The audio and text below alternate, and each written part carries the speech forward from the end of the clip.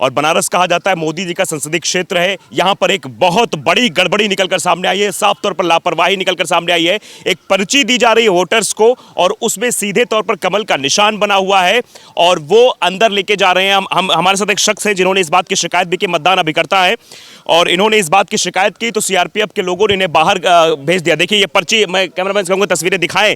इस पर्ची में सीधे सीधे प्रत्याशी का नाम लिखा हुआ है, रवींद्र जायसवाल। कमल वाला बटन दबाकर मोदी योगी को विजयी बनाए। ये एक पर्ची कहां मिली आप? ये आपको हमको मुस्लिम इंटर कॉलेज के बूथ पे मिली।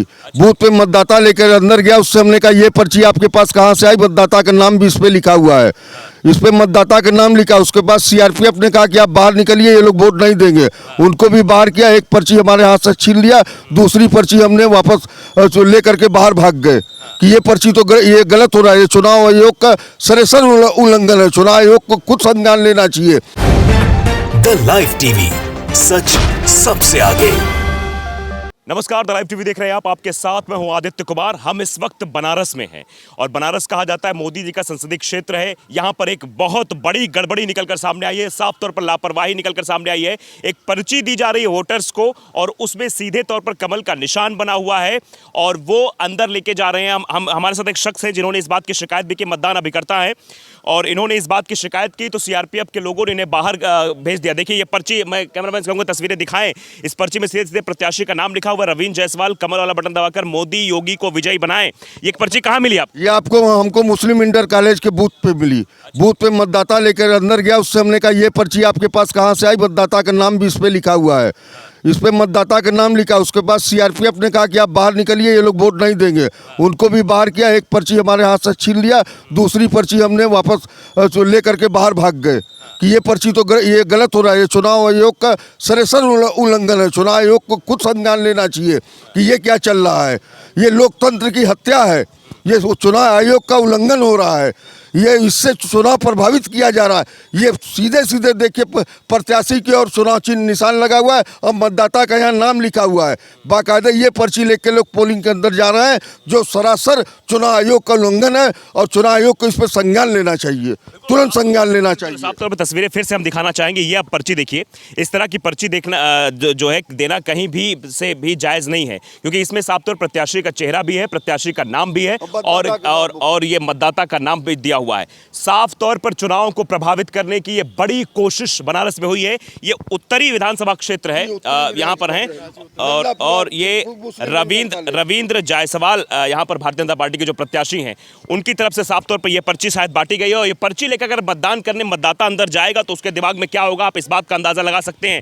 तो आपने शिकायत नहीं किसी की? हमने शिकायत की, वहाँ भी अभी सेक्टर मजिस्ट्रेट यहाँ आए थे, उनको भी दिखाया, बोले अब ऐसा नहीं होगा, हम लोग चेक करते हैं।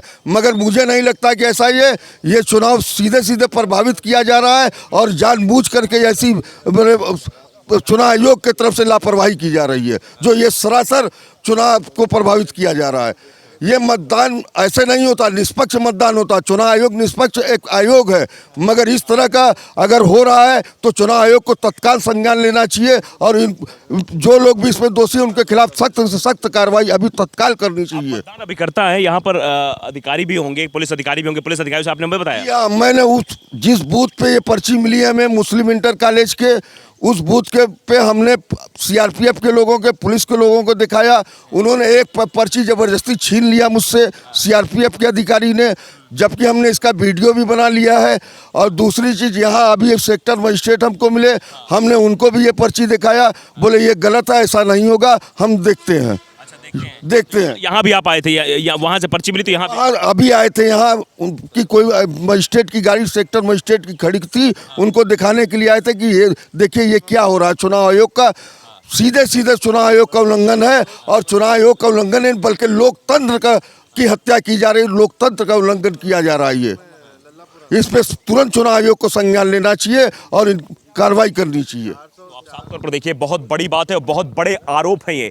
अगर इस तरह से इलेक्शन कराया जाएगा, मतदाता जो पर्ची बनाई जाती है वो साफ तौर पर निर्धारित है, किसी कागज पे लिखकर भी आप दे सकते हैं, लेकिन जिस तरह से वहां पर एक निशान बनाया गया, ये पर्ची मैं बार बार इसलिए आपको दिखा रहा हूं क्योंकि ये सीधे तौर पर चुनाव आयोग के नियमों की धज्जियां उड़ाई जा रही हैं, आदर्श आचार संहिता की धज्जियां उड़ाई जा रही हैं। सुबह सुबह ही खबर आ जाती है कि ईवीएम खराब है, उसके बाद से इस तरह की चीजें निकलकर सामने आ रही। पर्ची इस तरीके से बांटी जा रही है कि जिसमें प्रत्याशी का भी नाम हो और साफ मतदाता का भी भी नाम हो और बूथ संख्या लिखी हो। देखिए पूरी चीजें लिखी इसमें। रवींद्र जायसवाल कमल वाला बटन दबाकर मोदी योगी को विजयी बनाए। मतदान दिनांक 7/3/2022 सोमवार प्रातः 7 बजे से 6 बजे तक। और इसमें लिखा हुआ है 388 विधानसभा north, booth number 420, serial number 980। और ये पूरा मतलब जो मतदाता उसका नाम भी कांता प्रसाद उसका नाम है, नरेंद्र लिखा हुआ है और 58 साल एज बताइए, मतलब सारी चीज़ें हैं। और ये एओ मुस्लिम इंटर कॉलेज लल्लापुर में उसका मतदान होना है। ये सारा ब्यौरा पड़ा हुआ है। ये सारा ब्यौरा तो ठीक है, लेकिन जो इसके ऊपर का हिस्सा है, जो इतना हिस्सा हम बार बार दिखाने की कोशिश कर रहे हैं, ये हिस्सा नहीं होना चाहिए। लेकिन उसके बाद भी अगर ऐसा हिस्सा निकल कर सामने आता है तो इसमें सवाल पूछे जाएंगे। सवाल चुनाव अधिकारियों से पूछे जाएंगे, सवाल जो है पुलिस अधिकारियों से पूछे जाएंगे कि आखिरकार ऐसा क्यों हो रहा है। पर्ची आप दीजिए, मतदाता को दीजिए, लेकिन उसके बाद अगर ऐसी चीज़ें देखने को मिलेंगी, इस तरह से जो है मतलब अगर कमल का निशान बनाकर चीज़ें की जाएंगी तो सवाल तो पूछे जाएंगे। और सवाल इसीलिए शायद पूछ रहे हैं। तो अब आगे सेक्टर मजिस्ट्रेट से भी आपकी बातचीत होगी, आगे क्या करेंगे आप? अभी हम चुनाव आयोग से इसकी शिकायत करेंगे, डीएम साहब से भी इसकी शिकायत करेंगे। जो हाँ जिला निर्वाचन अधिकारी हैं उनसे भी हम शिकायत करेंगे। और अभी हम चुनाव आयोग को भी ये उनको भेजेंगे। ये चुनाव आयोग को भी देखिए, पुलिस अधिकारी भी यहाँ गए हैं। क्या पुलिस अधिकारी से बातचीत करना चाहेंगे आप? नहीं, वो तो बातचीत तो हम कर लिए हैं पहले, अब क्या सुनेंगे वो बातचीत। तो हमने वहाँ पे किया, सबको सारी चीज़ घटनाएं बताई है। अब इसके बाद हम सीधे चुनाव आयोग को ये भेजेंगे और जो वीडियो बनाया उसको भी भेजेंगे हम। धन्यवाद। तो साफ तौर पर देखिए ये पर्ची है, पर्ची हम दिखा भी रहे हैं और यहाँ पे पुलिस अधिकारी भी आए हुए हैं। इसकी शिकायत भी की जा चुकी है, लेकिन इस शिकायत पर अभी तक कोई कार्रवाई होती शायद नहीं दिखाई दे रही है। सेक्टर मजिस्ट्रेट से भी मुलाकात इस बारे में की जा चुकी है। और इस वक्त हम मतदान केंद्र पर ही मौजूद हैं। मतदान हो रहा है, लेकिन अगर ऐसे मतदान होगा तो सवाल तो पूछे ही जाएंगे। निष्पक्ष मतदान पर सवाल उठ रहे हैं। हम बाहर भी तस्वीरें कुछ दिखाना चाहेंगे, लेकिन ये साफ तौर पर जो ये चीज़ें निकल कर सामने आई हैं वो अपने आप में कई सारे सवालों को जन्म देती हैं कि आखिरकार ऐसी पर्ची क्यों बांटी जा रही है, जिस पर्ची में साफ तौर पर दिखाई दे रहा है कि उसमें चुनाव चिन्ह भी बना हुआ है। चुनाव चिन्ह के बाद भी बहुत सारी चीज़ें दिखाई दे रही हैं उसमें कि आपको कहाँ वोट डालना है, मतदाता का भी नाम लिखा हुआ है, मतदाता का क्रमांक लिखा हुआ, सारी चीज़ें हैं। लेकिन अगर ऐसे मतदान होगा तो कैसे होगा? बताइए, आपने वोट दे दिया? सर वोट दे दिया। बनारस के अंदर विकास के मुद्दे पर वोट चल रहा है। अच्छा। कोई सी पार्टी की बेस नहीं है। यहाँ विकास जो हुआ है, जो पिछले कई सालों से जो रुका पड़ा था, बनारस की गलियाँ, बनारस की सड़कें, बनारस का जो गंगा क्षेत्र है और काशी विश्वनाथ मंदिर का तो कोई सानी ही नहीं है। जो हो गया है वो अपने आप में ऐतिहासिक होगा। आप दिखाइए, उंगली दिखाइए, ऐसे कैमरे दिखाइए। किन मुद्दों को लेकर वोट डाला आपने? सर थोड़ा सा महंगाई घट जाए और वैकेंसी खुल जाए। अच्छा, वैकेंसी मतलब बेरोजगारी बहुत, महंगाई बढ़ गई बहुत ज़्यादा सर। पेट्रोल का रेट इतना बढ़ रहा है कि हम लोगों के लिए हर चीज़ के पास, प्राइवेट काम करने वाले आदमी और उसमें रोज़ गाड़ी चला के आना जाना बहुत समस्या है। इस पर्पज़ से हमने वोट दिया है। कर लिया। पर्ची है आपके पास? ये पर्ची किसने दी आपको? ये पर्ची ये हमारे अच्छा। तो ये देखिए, इनके पास भी वही पर्ची, इसमें कमल का निशान बना हुआ है। अभी इसी पर्ची को लेकर विवाद हुआ था। विवाद की बात नहीं है, वो मेरी गलती, हमने नहीं किया। प्रिंट होने में अगर आ रहा है तो क्या रहा। यहाँ पे पता है वोट हमारे हक में किसको देना है। किसी पर्ची को लेके कुछ होने नहीं वाला। जनता को पता है कहाँ अंदर गलतियां हो रही हैं, ये तो कोई ध्यान ही नहीं दे रहा। ईवीएम का बटन ऑफ था, इतने 45 मिनट किसी ने वोट नहीं दिया। लाइन में लगे थे मंत्री जी खुद और सारी जनता। अंदर जाने पर वो नाम भी नहीं शो कर रहा है, सीधे कह रहा है कि आपका नाम नहीं है। उसे मुझे दिखाना पड़ा कि मेरा नाम है यहाँ। तो गलती तो अंदर हो रही है और ये विपक्ष करवा रहा है ये गलती। ये बहुत बड़ी बात है। ठीक है, तो ये आरोप साफ तौर पर लग रहे हैं, लेकिन वो पर्ची जो है वो पर्ची कहीं ना कहीं घूम फिर के बार बार हमें दिखाई दे रही है। हमने मतदाता से पर्ची देखने की भी कोशिश की, शायद आपने तस्वीरों में देख लिया होगा कि वही पर्ची जिसमें कमल का निशान बना हुआ है, वही पर्ची जिसमें जो प्रत्याशी हैं उनका नाम भी है, वही पर्ची अब एक सवाल खड़ा कर रही है कि आखिरकार ऐसे में निष्पक्ष चुनाव की हम अपेक्षा कैसे कर सकते हैं। क्योंकि बार बार ऐसी शिकायतें मिल रही हैं कि बटन दबाइए किसी और का, वोट कहीं और जा रहा है, ये शिकायतें तो आ ही रही, लेकिन उसके साथ जो पर्ची की शिकायतें आ रही हैं, जो मतदान को प्रभावित करने की कोशिश हो रही है, आदर्श आचार संहिता के उल्लंघन की तो तस्वीरें हैं, वो अपने आप में कई बड़े सवाल खड़े करती हैं। और इसके साथ पहले भी जब दूसरे चरण के मतदान हो रहे थे उस वक्त भी एक तस्वीर निकलकर सामने आई थी कि जहां पर वोटिंग हो रही थी, मतदान स्थल जहां पर था, वहां पर प्रधानमंत्री नरेंद्र मोदी की एक तस्वीर लगी थी। तो इससे भी कई सारे सवाल खड़े हो रहे थे। देखिए यहाँ पर वोटिंग हो रही है, मतदाता लगातार वोट डाल के बाहर निकल रहे हैं। बात करने की कोशिश करेंगे, जानने की कोशिश करेंगे। वोट दे दिया दादा आपने? जी मुद्दों को लेकर वोट किया?